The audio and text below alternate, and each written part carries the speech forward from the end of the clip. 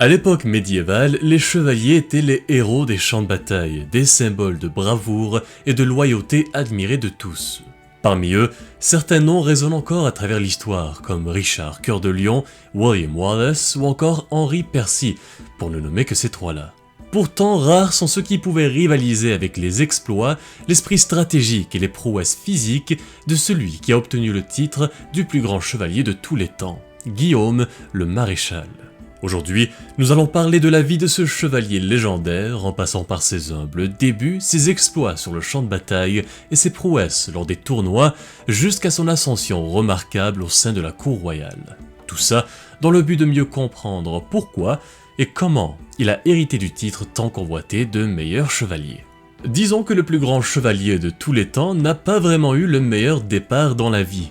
Guillaume le Maréchal est né vers 1146 dans une famille noble mineure. Son père, Jean le Maréchal, connu pour son esprit stratège, était initialement un partisan du roi Étienne d'Angleterre et l'avait soutenu lorsqu'il avait pris le trône en 1135. Mais seulement 4 ans plus tard, Jean le Maréchal avait décidé de changer de camp pour soutenir Mathilde l'Emperesse dans sa guerre de succession contre Étienne. C'est durant ce conflit que Guillaume avait vécu sa toute première mésaventure, alors qu'il n'avait que 6 ans. En 1152, Jean le Maréchal fut contraint de livrer son jeune fils Guillaume en otage, après que leur château à Newbury fut attaqué par l'armée du roi Étienne. Lorsque le roi ordonna à Jean de se rendre sous la menace de pendre son fils, celui-ci répondit qu'il pouvait tout simplement en faire d'autres, et des meilleurs.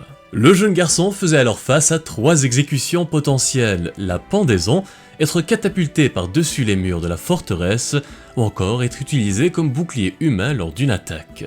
Mais heureusement pour lui, le roi Étienne avait fini par l'épargner en raison de la naïveté du petit garçon. Apparemment, Guillaume s'était attaché à Étienne et lui avait demandé innocemment de jouer avec la lance de l'un des gardes présents alors qu'il se faisait conduire à la potence pour se faire pendre. En voyant l'innocence du garçon, le roi eut pitié de lui et avait décidé de lui laisser la vie sauve. Il était resté ainsi en otage pendant plusieurs mois jusqu'au 6 novembre 1153, avant d'être libéré, puis renvoyé chez lui suite au terme de paix convenu à Winchester. Puis finalement, à l'âge de 13 ans, Guillaume le Maréchal quitta la demeure familiale pour se rendre dans la maison de Guillaume de Tancarville, qui était connu à l'époque comme le père de chevalier, pour enfin commencer sa formation. Comme tous les chevaliers, il commença son éducation et sa formation en tant qu'écuyer. Il apprit le latin, la théologie et fut même exposé à la littérature de la romance française pour lui transmettre les bonnes valeurs de la chevalerie. Bien sûr, comme tous les écuyers, il fut également formé dans le maniement des armes, dans l'équitation, la musique, et il reçut même des leçons pratiques sur les politiques de la vie de cour. Très vite, il devint un favori dans la maison de Tancarville et gagna même le surnom de gâte-viande en raison de son appétit vorace et insatiable. On disait qu'il ne faisait que boire, manger et dormir, et pourtant, dans sa biographie, Histoire de Guillaume le Maréchal, rédigée autour du XIIIe siècle, on le présente un peu comme le chevalier idéal. Voici l'extrait du livre qui le décrit. Il était si bien formé que, si on l'avait sculpté, il n'aurait pas eu de plus beaux membres. Je le vis et il m'en souvient bien. Il avait la chevelure brune et beau visage. Sa prestance était celle qui aurait convenu à un empereur de Rome. Il avait l'enfourchure large et était d'aussi belle stature qu'un gentilhomme peut être. Celui qui le fit était un artiste. Alors que Guillaume servait dans la maison de Tancarville, son père avait rendu l'âme et étant le 2e fils, rien ne lui fut laissé dans son testament. Ce qui l'avait forcé à travailler très dur et à redoubler d'efforts pour s'assurer de devenir un chevalier respecté de tous. Et c'est ce qu'il fit, lorsqu'il fut enfin adoubé à l'âge de 20 ans. À peine adoubé, Guillaume fut appelé à combattre dans la guerre entre Henri II, qui était le fils de Mathilde l'Emperesse, et les comtes de Boulogne, de Flandre et de Ponthieu, stationnés au château de Neuchâtel-en-Bray, en Normandie. C'est là qu'il fit ses preuves sur le champ de bataille en démontrant sa force exceptionnelle et ses compétences martiales qui rivalisaient avec celles des chevaliers vétérans. Dans l'histoire de Guillaume le Maréchal, son écuyer avait déclaré « Quand la ville lui était ainsi délivrée par le seigneur de Tancarville et par les siens, tous furent unanimes à déclarer que l'honneur de la journée devait être attribué au maréchal. Les Français rendirent témoignage, eux qui auparavant faisaient peu de cas de lui. » C'était sa toute première bataille, mais il avait réussi à se démarquer des autres et à montrer son potentiel. Et d'ailleurs, ce jour-là, il gagna le respect de tous ceux présents, marquant le début d'une carrière légendaire qui allait le mener au sommet de la hiérarchie chevaleresque. Mais s'il est aussi connu aujourd'hui, c'est surtout grâce à ses prouesses lors des tournois. Cette carrière avait débuté en 1167 lorsqu'il fut sponsorisé par Guillaume de Tancarville pour son tout premier tournoi à Le Mans en France. À cette époque, disons que sa situation financière était assez précaire, mais cela ne faisait qu'alimenter sa détermination. Il était prêt à tout pour se démarquer des autres chevaliers pour se faire un nom. Eh bien, lors de ce premier tournoi, il avait si bien réussi qu'à la fin, il s'était retrouvé avec 4 magnifiques chevaux de guerre, en plus de prix en argent. Ses performances durant ce tournoi et ceux de l'année suivante l'avaient rendu très riche et respecté, et son nom était alors connu de tous, surtout dans le nord de la France, mais aussi en Angleterre. Plus important encore, ces tournois avaient renforcé ses relations avec d'autres nobles et chevaliers, élargissant en même temps son réseau d'influence et sa position sociale et militaire.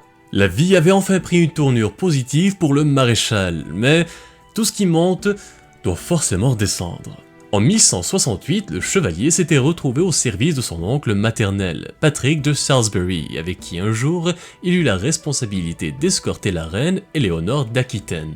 Mais en chemin, ils furent pris en embuscade et au cours de l'altercation, Patrick avait perdu la vie, Guillaume fut fait prisonnier, tandis que la reine, elle, réussit à s'échapper. Heureusement pour lui, il n'était pas resté très longtemps en captivité. La reine, comme presque tout le monde à l'époque, avait entendu parler de ses talents et de ses performances remarquables lors des tournois, et avait donc décidé de payer sa rançon. Elle l'employa ensuite comme précepteur d'armes pour son fils, Henri le jeune roi, qui était alors âgé de seulement 15 ans. Pendant les 12 années suivantes, donc entre 1170 et 1182, le maréchal devint une figure clé dans la cour royale, où il était surtout chargé de planifier et d'élaborer les stratégies à utiliser par les chevaliers du roi lors des tournois. Ils gagnèrent ainsi tournoi après tournoi, et Guillaume continua à s'enrichir. Il devait non seulement élaborer les tactiques de l'équipe, mais il avait aussi la lourde responsabilité de protéger le jeune roi, qui était souvent la cible à abattre sur le champ de tournoi. Puis le 11 juin 1183, une terrible nouvelle était arrivée aux oreilles du maréchal. Henri, qui était alors atteint de la dysenterie, avait rendu l'âme à l'âge de 28 ans. Mais juste avant de mourir, il fit promettre à Guillaume de partir accomplir la croisade qu'il avait lui-même juré de faire. Et c'est ce qu'il fit. Guillaume passa 2 ans en Terre Sainte, combattant aux côtés du roi Guy de Jérusalem et des chevaliers templiers. À son retour, il prêta allégeance au roi Henri II et servit en tant que capitaine contre le fils rebelle du roi, Richard, qui allait être connu plus tard sous le surnom de Richard Cœur de Lion. Pour le remercier pour ses services et sa grande loyauté, le roi offrit à Guillaume le vaste domaine royal de Cartmel dans le comté de Cumbrian, en Angleterre. C'est justement pendant son service auprès d'Henri II que Guillaume s'était retrouvé face à face avec Richard Cœur de Lion, qui était lui aussi connu comme l'un des meilleurs chevaliers à l'époque. Dans leur combat, Guillaume l'avait désarçonné très rapidement et sans effort, mais au lieu d'achever le jeune prince, il choisit plutôt d'abattre son cheval en un seul coup de lance. Mais ce n'était pas la dernière fois que le maréchal et le Cœur de Lion allaient se voir, parce que seulement quelques jours plus tard, après la mort d'Henri II, c'est Richard qui devint roi d'Angleterre. Mais au lieu de garder rancune contre Guillaume pour l'avoir désarçonné, le roi le récompensa généreusement pour sa bravoure et son service en lui donnant la main de la riche héritière Isabelle de Clare, lui conférant ainsi un immense prestige. Ce mariage avait fait de lui l'un des hommes les plus riches du royaume. Il était alors âgé de 43 ans. Mais ce n'était pas son âge qui allait l'arrêter, parce qu'encore sous le règne de Richard Cœur de Lion en 1197, alors qu'il avait 50 ans, il avait participé à l'assaut du château de Milly, et ce jour-là, le maréchal avait escaladé les murs du château avec son épée et son armure et avait réussi à le tenir en repoussant les chevaliers ennemis jusqu'à l'arrivée des renforts. Il avait aussi joué un rôle très important dans l'élaboration de la Magna Carta, qui est un document très important visant à limiter les pouvoirs du roi et à protéger les droits de la noblesse et du clergé. C'était en 1215, sous le règne de Jean sans Terre, qu'il avait été l'un des médiateurs clés lors des négociations entre le roi et les barons rebelles, et sa signature apparaît parmi celles des témoins présents. Après le règne de Jean sans Terre, Guillaume le maréchal fut nommé protecteur du royaume et fait régent d'Angleterre sous le règne du nouveau roi Henri III, qui n'avait que 9 ans. À l'âge de 70 ans, le maréchal avait livré son dernier combat lors de la seconde bataille de Lincoln en 1217. Il avait rallié l'armée du roi contre une force d'invasion française soutenue par des barons anglais rebelles. Sans se soucier de son âge avancé, il mena la charge comme s'il avait encore 20 ans et parvint à entrer dans la ville et à capturer ses ennemis. Enfin, le temps eut raison du chevalier. Sa santé avait fini par se détériorer au début de 1219 et sur son lit de mort, il prétendit avoir capturé plus de 500 chevaliers au cours de sa longue carrière. Il avait servi 4 rois avec une loyauté indéfectible et fait preuve d'une férocité et d'un courage sans pareil. Ses derniers mots, selon sa biographie, furent les suivants. « Je me meurs, je vous recommande à Dieu.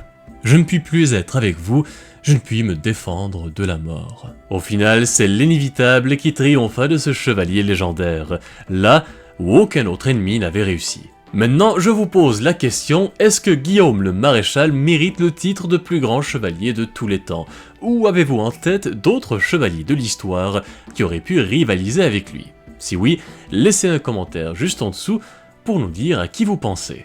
Bref, le maréchal avait rendu l'âme, mais il continue de vivre dans notre histoire et notre culture populaire en tant que meilleur chevalier du monde. Si un jour vous vous rendez au château de Pembroke, au Pays de Galles, vous pouvez y retrouver une statue imposante de Guillaume le Maréchal, un symbole de sa bravoure et de son héritage intemporel. Le chevalier a également été immortalisé dans plusieurs œuvres cinématographiques, comme par exemple dans le film Robin des Bois, sorti en 2010, où l'acteur William Hurt joue le rôle du maréchal. Il apparaît aussi dans le film de 1968, Le Lion en hiver, où cette fois, il est interprété par l'acteur britannique Nigel Stock. C'est aussi l'une des figures historiques jouables dans le jeu Age of Empires 4 dans la campagne des Normands, et c'est le personnage principal dans le roman The Greatest Knight de l'auteur Elizabeth Chadwick. Sur ce, c'est ce qui conclut la vidéo d'aujourd'hui sur le profil historique de Sir Guillaume le Maréchal. Merci d'avoir regardé jusqu'au bout, n'oubliez pas de vous abonner, d'activer les notifications pour ne pas manquer les prochaines sorties et de laisser un commentaire si elle vous a plu. Merci encore, et je vous dis à très bientôt pour une nouvelle vidéo.